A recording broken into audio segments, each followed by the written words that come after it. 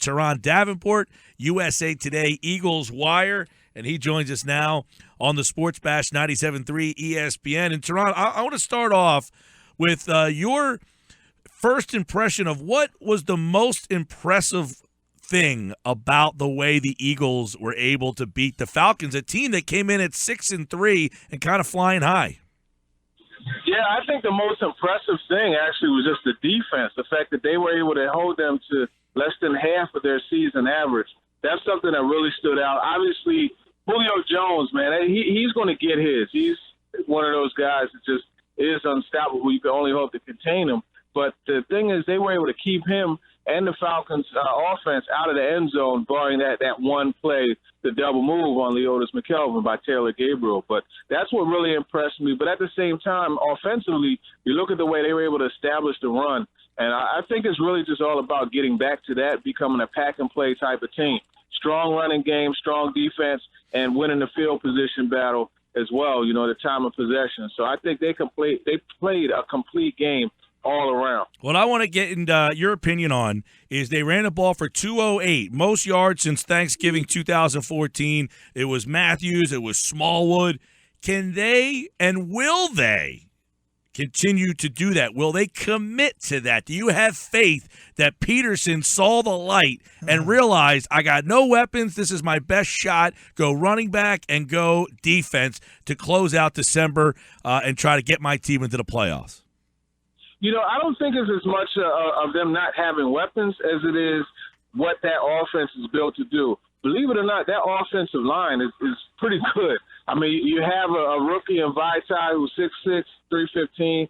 Him weighing on a run defender, over and over, that's going to wear them down. And obviously Kelsey in space, Ryan Matthews, Wendell Smallwood, I think, really showed something that we've been talking about for a while, just his ability to run inside and just run with authority. That's what he did.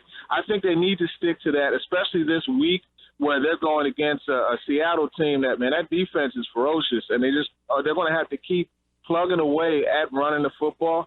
They don't have Michael Bennett. See, they don't have that guy who really is able to control things along the line against the run, so that will affect their run defense. I think Doug Peterson will commit to it because he understands that this is the formula to win, and it's about time to stop having Carson Wentz throw the ball between 45 and 50 times a game.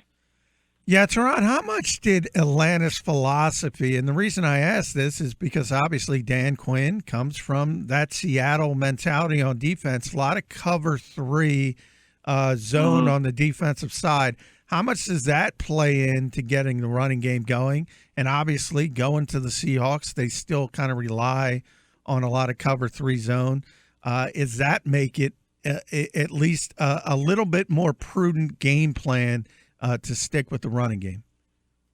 Well, I think just because of what the Seahawks have defensively, especially in that secondary, I think that's going to force them to run the football a little bit more.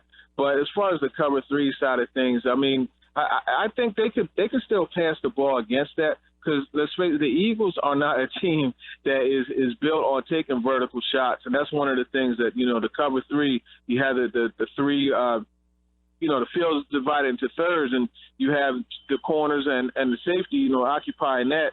So I think we have a guy like Earl Thomas that has so much range.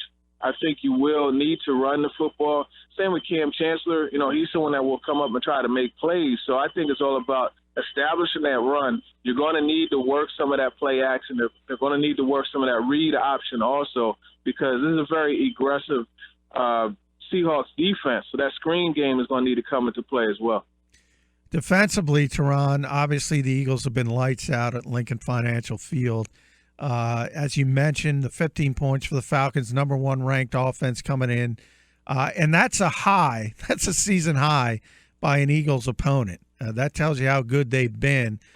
How much did it mean to have Benny Logan back in that front four? Because even though the sack numbers weren't there, it seems like they got to Matt Ryan, sped him up at least with a four-man rush for the most part. That means a lot to them, actually. Talking to Fletcher Cox, when I asked him about Benny Logan and having his partner and crying back, all he could do was smile. And he talked about just being able to have the rotation and being able to play less snaps than he had over the last couple games. So, he's able to be fresh on his snaps. And you saw there were points in time where he had Vaitai as well as Bo Allen at D tackle, and then they rotated back in Logan and Fletcher Cox. Logan, the thing that he brings, and it doesn't really show up on the stat sheet, but when you watch the games, that guy gets pressure so quickly, whether it be, beating his man and getting inside, going there, pushing the pocket back to the quarterback, or just beating his man and causing the running back to have to redirect.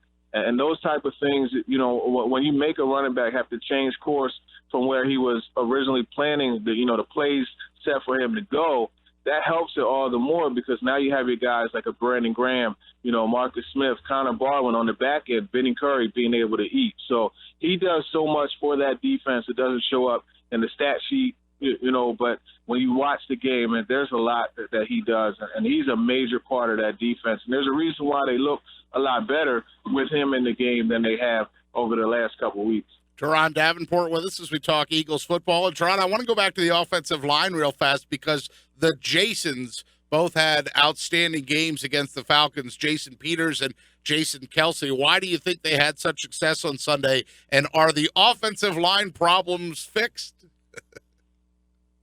I think Kelsey, this was, and I wrote about this was what I call a redemption game for Kelsey. I think he really, was critical, obviously, of his play, and he took it personally to turn around and have a good game. And if you saw him, moving out in space and getting blocks, that first touchdown run by Ryan Matthews, if you watch, he annihilated that linebacker, Deion Jones, out of LSU. He completely moved him out of the way, and Matthews was able to scoot right into the end zone. So I think it was a personal challenge for Kelsey, and then he responded. And, when you look at Peters, he's been consistent. His play all season has been consistent. They were able to get behind him a few times, and he was able to move his man out the way. But I don't think there was any set formula or secret, like magic potion that really allowed Peters to play well. I think he just played as well as he's been for most of the season.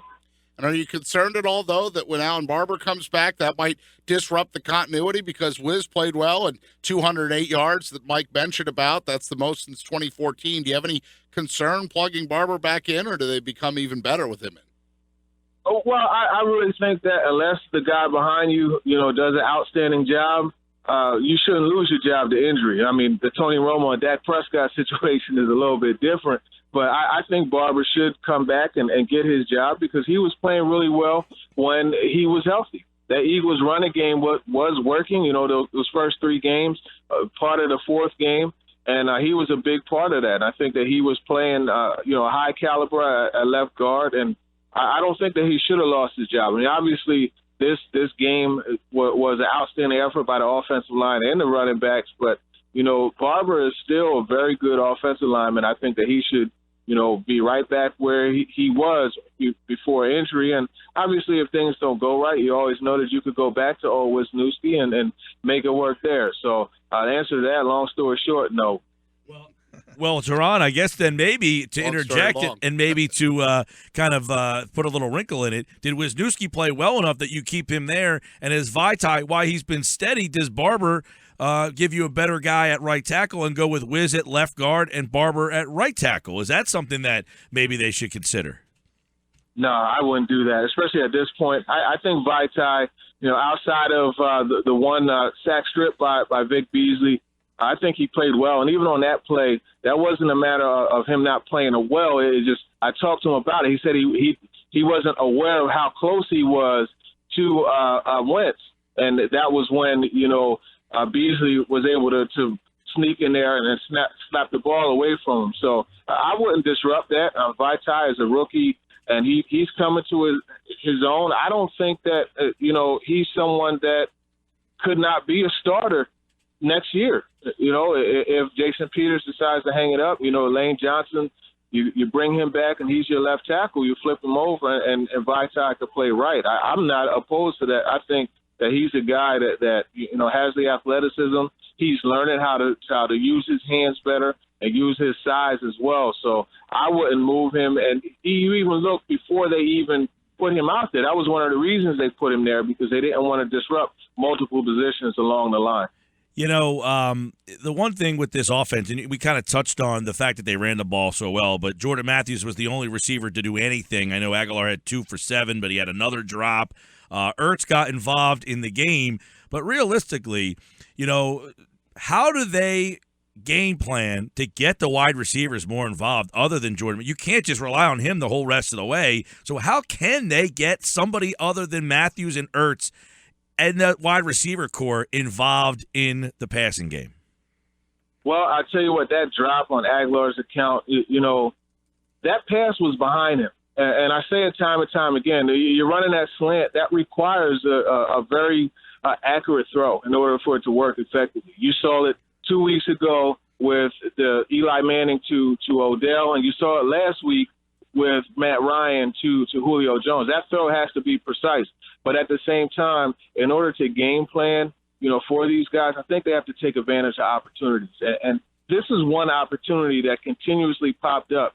And I kept mentioning this in the box to the guy sitting next to me. I said, every time the Eagles come out in trips, they're really shading that safety over to that trip side. But on the back side of it, you have one-on-one coverage, right? And we talked last week about, all that air and opportunity and how that is something that you have to take advantage of and you have to take personal. We had it once again, DGB as well as Bryce Treggs, one-on-one with Robert Alford, who's a good quarterback, corner, don't get me wrong. But these are times where you have to check to a play that will take advantage of that. Why not run that slant, right? Why not run that double move or let Treggs just run by the corner? You have to take advantage of those, and those are opportunities they didn't take advantage of, whether that is because they weren't confident in DGB or they just didn't want to go to him. I don't know, but that's an opportunity to create a big play. Let him run that slant. That's his favorite route. So they didn't do that. But you just have to take advantage of opportunities. I mean, I think that's the major thing. And you're not going to get many opportunities against this Seattle defense. So I don't really think that you could really get much more production from the receiving core than you did this past week against them. But I think Zach Ertz is a guy that's going to step up in this game coming up. Well, yeah, and you mentioned maybe they're not confident in DGB. I mean, have they lost confidence in him? Because the play that they ran to Aguilar, and I agree, the throw's behind him, but I think most guys anticipate you got to catch that football if you want to be considered a pretty good wide receiver. We don't consider him a good wide receiver because he doesn't catch that ball that, yes, is behind him. But that's the play that I'd rather see them run with DGB. The big guy, get the inside track. They call the play, but for the wrong guy. Yeah, I mean, DGB has the bigger catching radius, but, I want to see how this whole Carson Wentz thing continues to work because I have noticed that a lot of us shy away from being critical of him. And I understand this city wants a quarterback and this city wants a guy that's going to come in and be outstanding. And I will acknowledge that Carson Wentz is a darn good quarterback. But I think we need to be more critical of his play before we crown him the way we're crowning him. Ball placement is so important. So, yes, granted, he should have made that catch. There are other catches that they should have made. But at the same time, as a quarterback, your job is to elevate the play of all those around you. And one way that you could do that is by better ball placement. So I think we need to have the same critical eye on Carson Wentz that we have on everyone else. And unfortunately, that's not something that I personally am seeing a lot of us do. How dare you criticize the Ginger Jesus, Turron? Jesus. Getting back to DGB though, where is it gone off the rails there? The last couple of weeks, it looked like incrementally. Obviously, he came in late, so he had a tough time learning the system. And if you think about it, he was with 3 quarterbacks in a very short period of time. Marcus in Tennessee, Sam here, and then Carson Wentz. So it's understandable why he had a difficult time getting up to speed. It looked like he was slowly garnering more playing time. And then over the past 2 weeks, it's just gone off the rails and there's no production whatsoever.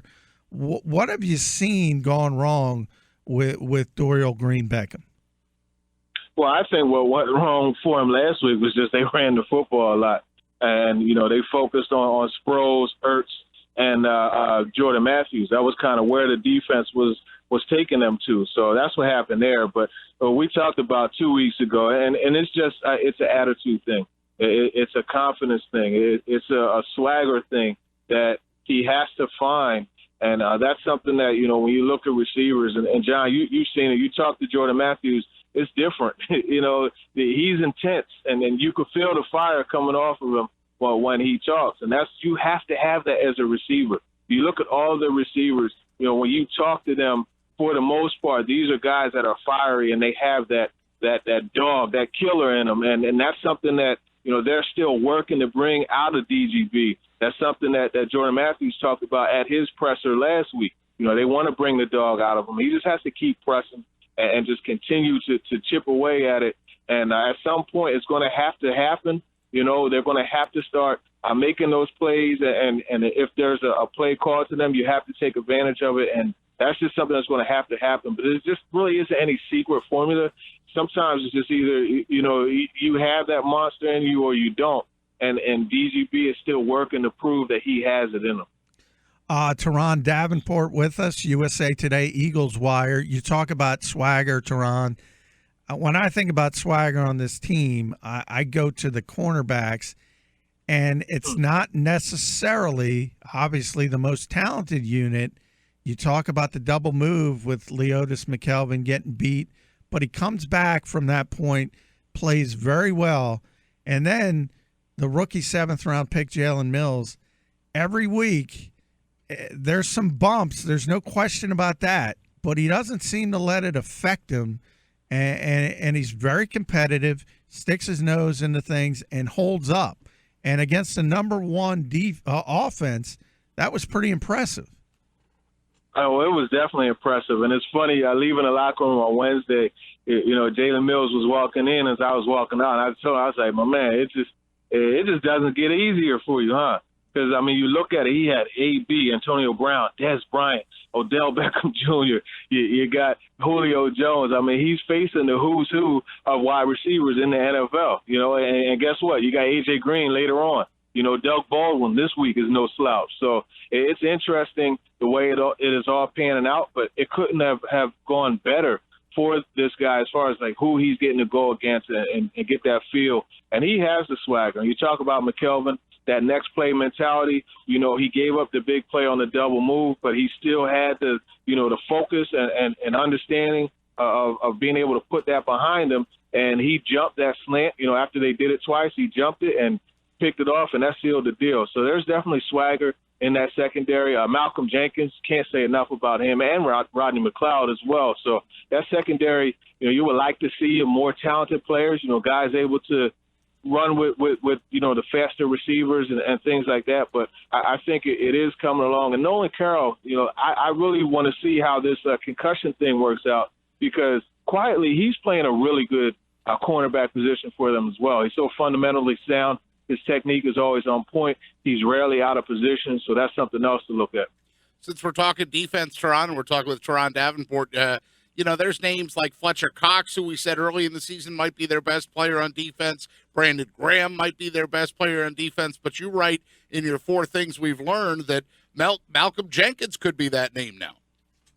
Yeah, I believe that wholeheartedly. And I think just because he's accepted the challenge of being a nickel corner, dropping down and going one-on-one with guys like Cole Beasley. Look at what they did to Cole Beasley. He did nothing until the last drive or so.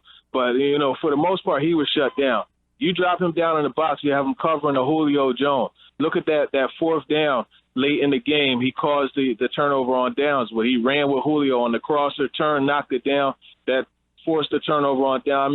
You just look at the play he had in the second quarter where, the Falcons had the ball at the 17-yard line. He set the tone on that series, that second down, when it had to tackle for loss. So these are the things that you look at when you look for a guy that is the catalyst of that defense, and you look at how he gets everybody lined up, including the linebackers. I talked to Nigel Bradham about that. He was telling me how much, having Malcolm Jenkins line him up has helped. So that's where I go, a guy that makes other players better. We talked about that with the quarterback. Jenkins, as the quarterback of the secondary, is making the guys around him better as well. He's an MVP. I'm not sure that there's a better safety tandem than McLeod and Jenkins. And guess what? They're going against the measuring stick this week in Earl Thomas and Cam Chancellor. So that's another thing to watch out for on Sunday. Very much so. Now, you mentioned, and Mike talked earlier about the success of the running game, but of course, offense, defense, well, then there's a third area, and that's what they used to call the kicking game or special teams. And you talk about Wendell Smallwood and Kenyon Barner and what they're doing in the return game, that they're playing at an elite level. Well, we talk about the formula for winning, right? Playing effectively on all three phases of the game. In order to have an effective run game, you have to always get your team in good field position. How many times have you seen them give the Eagles offense the ball on the short side of the field? There are so many times. I mean, you look at Barner averaged 38 yards per return.